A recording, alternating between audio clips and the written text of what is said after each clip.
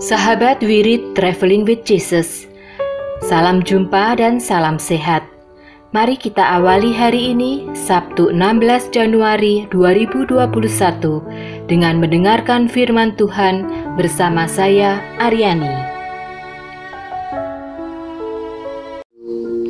Atas nama Bapa dan Putra dan Roh Kudus. Amin. Datanglah ya Roh Kudus, datanglah dengan kekuatan hati Santa Perawan Maria yang tidak bernoda, mempelaimu yang terkasih. Datang dan penuhilah hidup kami dengan karunia-karuniamu. Amin. Peringatan Orang Kudus hari ini adalah Santa Priscilla dan Santo Marcellus. Santa Priscilla adalah seorang martir di abad pertama. Menurut legenda, Santa Priscilla adalah istri Senator Manius Acilius Glabrio dan ibu dari Senator Pudens. Dikatakan bahwa Santa Priscilla memberikan rumahnya di Via Salaria untuk digunakan oleh Santo Petrus sebagai pusat karya kerasulannya. Ia tewas demi mempertahankan imannya pada masa penganiayaan umat Kristiani oleh Kaisar Domitianus, yaitu Kaisar Romawi sejak 24 Oktober 51 sampai 18 September 96.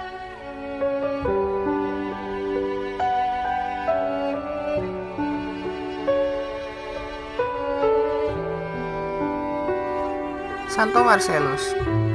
Santo Marcellus adalah seorang paus dan juga martir. Pada tahun 308, 3 tahun setelah kematian Diocletianus, barulah pemimpin umat kota Roma menggelar pemilihan paus. Marcellus yang saat itu menjabat sebagai seorang imam, kemudian terpilih menjadi paus gereja Katolik yang ke-30. Tidak banyak informasi tentang kehidupan Marcellus ini sebelumnya terpilih menjadi paus. Ada tradisi yang menyebutkan bahwa ia telah berkarya sebagai imam di kota Roma pada masa Paus Marcellinus. Masa kepausannya cuma berlangsung selama 7 bulan, namun memiliki pengaruh besar pada perkembangan gereja.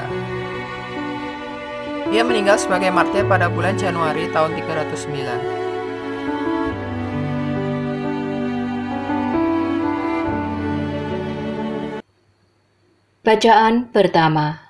Pembacaan dari surat kepada orang Ibrani. Saudara-saudara, sabda Allah itu hidup dan kuat, lebih tajam daripada pedang bermata dua manapun. Sabda itu menusuk amat dalam, sampai ke batas jiwa dan roh, sendi-sendi dan sumsum.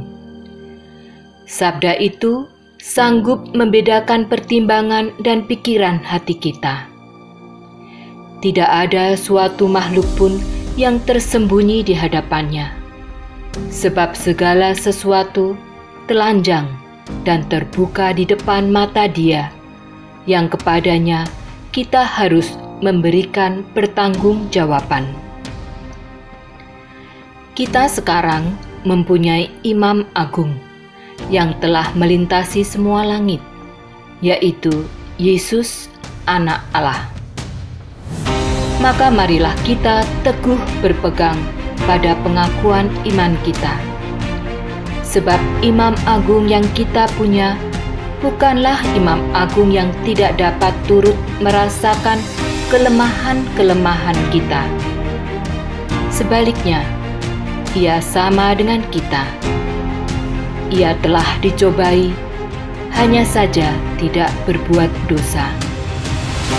Sebab itu, marilah kita menghampiri tahta kerahiman Allah dengan penuh keberanian, supaya kita menerima rahmat dan menemukan kasih karunia untuk mendapat pertolongan pada waktunya. Demikianlah sabda Tuhan. Syukur kepada Allah.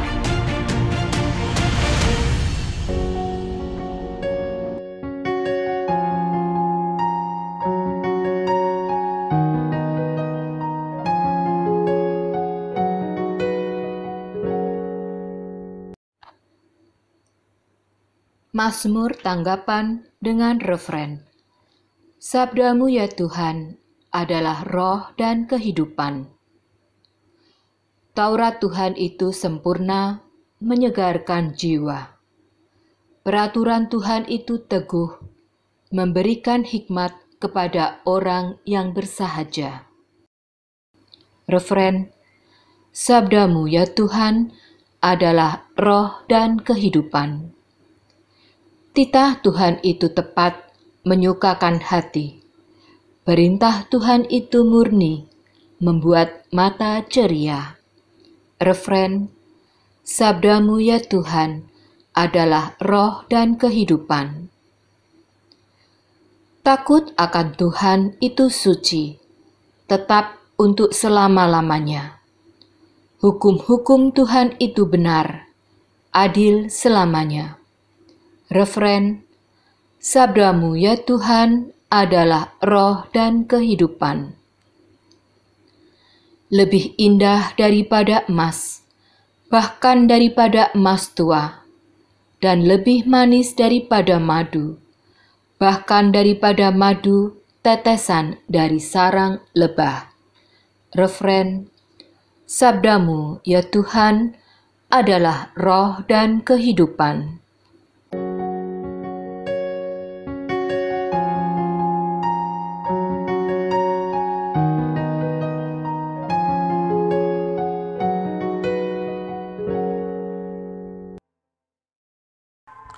Haleluya, haleluya. Tuhan mengutus aku untuk membawa kabar gembira kepada orang miskin dan memproklamirkan kebebasan kepada tawanan. Haleluya, haleluya.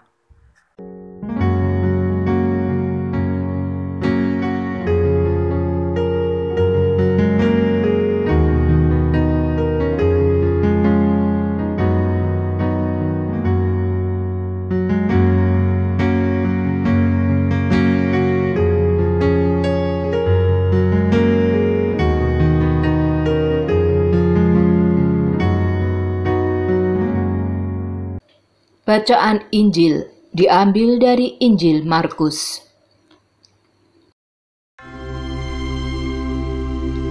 Sekali peristiwa, Yesus pergi ke pantai Danau Galilea, dan semua orang datang kepadanya. Yesus selalu mengajar mereka. Kemudian, ketika meninggalkan tempat itu, ia melihat Lewi, anak Alfeus, duduk di rumah cukai. Yesus berkata kepadanya, "Ikutlah aku." Maka berdirilah Lewi lalu mengikuti Yesus. Kemudian ketika Yesus makan di rumah Lewi, banyak pemungut cukai dan orang berdosa makan bersama dengan dia dan murid-muridnya, sebab banyak orang yang mengikuti dia. Waktu ahli-ahli Taurat dari golongan Farisi melihat bahwa Yesus makan bersama dengan pemungut cukai dan orang berdosa, berkatalah mereka kepada murid-muridnya, "Mengapa gurumu makan bersama dengan pemungut cukai dan orang berdosa?" Yesus mendengar pertanyaan itu dan berkata kepada mereka, "Bukan orang sehat yang memerlukan tabib, tetapi orang sakit. Aku datang bukan untuk memanggil orang benar, melainkan orang berdosa." Demikianlah Injil Tuhan. Terpujilah Kristus.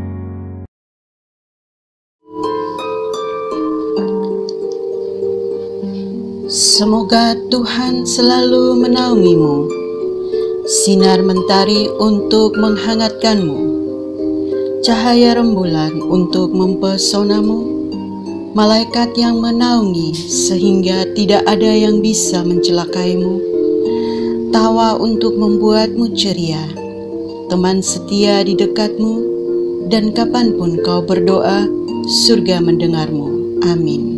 Atas nama Bapa dan Putra dan Roh Kudus. Amin.